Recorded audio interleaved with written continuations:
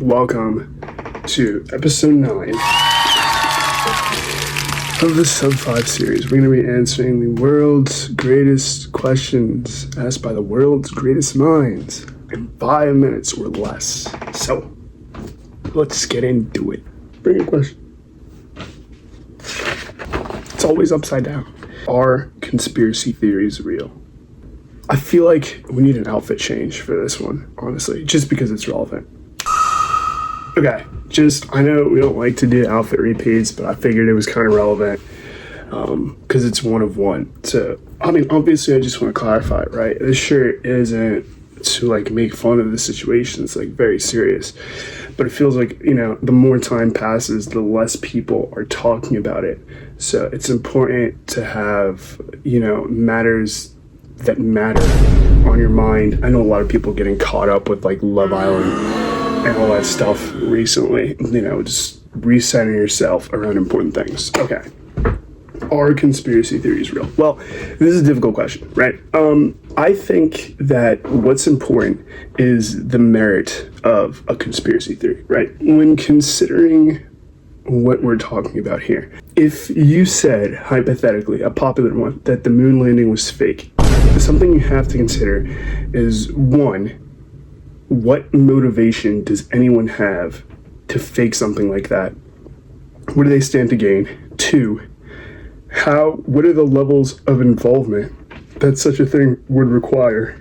I gotta be honest, I think those are like the most important things. So if we're thinking about, right, like what would you gain if we thought that the moon landing was real?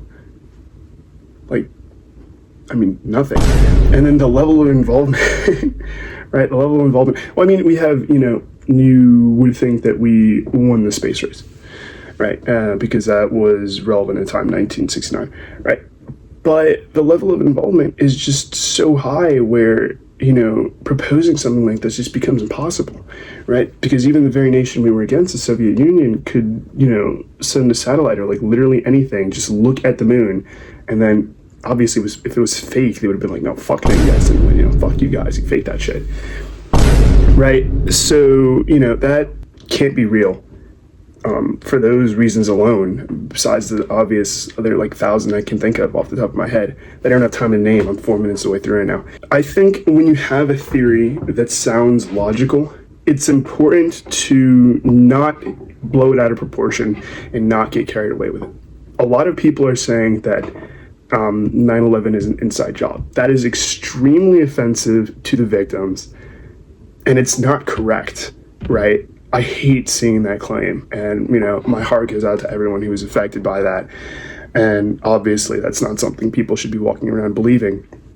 But if you said that George Bush knew about 9/11 before it happened, that's a more grounded claim. And then you have what did he stand to gain by letting it happen, right? And that's a different story. We literally don't have time for that, right? But the levels of involvement there are pretty much, we're only looking at a few dozen to a few hundred people max, as opposed to the moon landing is fake, and we're looking at, hundreds of thousands.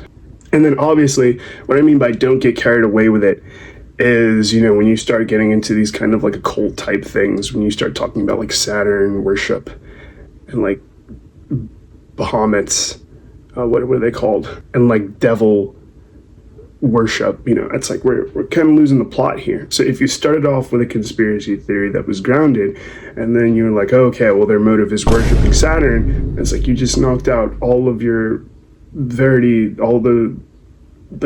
why would I believe you if that's your conclusion? Because that doesn't make any sense, right? So the two most important parts about, determining the realism of a conspiracy theory are the two factors that I previously mentioned, and then obviously grounding it and then not losing the plot. So generally, just to answer the question, I'm going to go with sometimes.